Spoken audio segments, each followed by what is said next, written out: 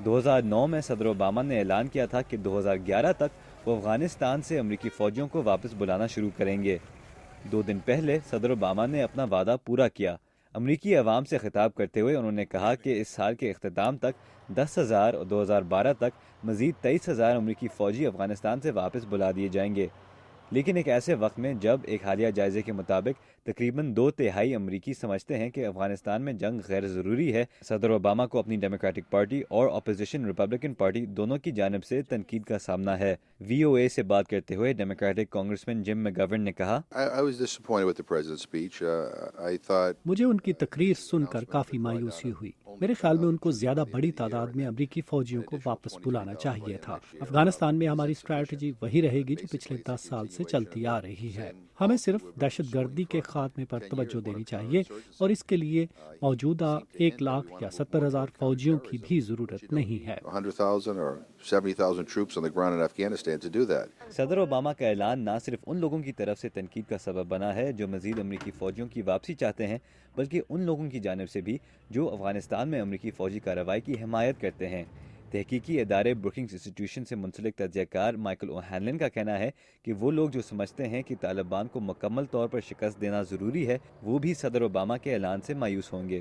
Commanders had certainly expected to be able to swing forces into the east of the country next year. Afghanistan میں امریکی فوجی کمانڈروں کو امید تھی کہ ہم اگلے سال افغانستان کے مشرقی علاقوں میں مکمل طور پر فوجی کارروائی کر سکیں گے۔ اب صدر اوباما کے اعلان کے بعد یہ ناممکن لگ رہا ہے۔ لیکن مائیکل او ہینلن کا یہ بھی کہنا تھا کہ چند امریکی فوجیوں کو واپس بلانے کے ساتھ ساتھ صدر اوباما نے یہ بھی کہا کہ اگلے سال تک افغان سیکیورٹی فورسز خود سیکیورٹی کی ذمہ داری سنبھالنے کے لیے تیار ہونا شروع ہوں گی۔ اس کے علاوہ 30,000 امریکی فوجیوں کی واپسی کے بعد بھی افغانستان میں تقریباً 70,000 امریکی فوجی موجود رہیں گے۔ خاص طور پر پاکستان کے بارے میں بات کرتے ہوئے انہوں نے کہا کہ یہ تاثر غلط ہوگا کہ امریکہ افغانستان کو چھوڑنے والا ہے۔ With the president emphasizing nation building at home, the Pakistanis are going to hear, in many cases, the foreshadowing of another precipitous American drawdown, which they think. جب صدر اوباما امریکہ کی اندرونی بحالی کے بارے میں بات کرتے ہیں، پاکستان میں لوگ شاید سوچیں گے کہ ہم افغانستان سے نکلنے کی تیاری کر رہے ہیں۔ وہ سمجھتے ہیں کہ یہ ہمارا عام رویہ ہے۔ اس وجہ سے میں تھوڑا فکر مند ہوں، لیکن اگر کوئی پاکستانی یہ پروگرام دیکھ رہا ہے، ان کو یہ معلوم ہونا چاہیے کہ ابھی بھی بہت سارے امریکی فوجی افغانستان میں موجود رہیں گے اور امریکہ کی افغانستان میں وابستگی ابھی بھی کافی اچھی ہے۔ لیکن اس تاثر سے امریکہ میں اختلاف پایا جاتا ہے۔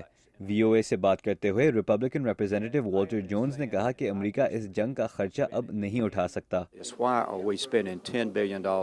میرے خیال میں ہم ہر ماہ ایک بدعنوان افغان صدر پر $10 ارب خرچ کر رہے ہیں، جو کبھی ہماری حمایت کرتا ہے اور کبھی نہیں، اور پھر ہم یہاں امریکہ میں اپنے بچوں کو بتاتے ہیں کہ ہمارے پاس ان کو دودھ پلانے کے لیے پیسہ نہیں ہے۔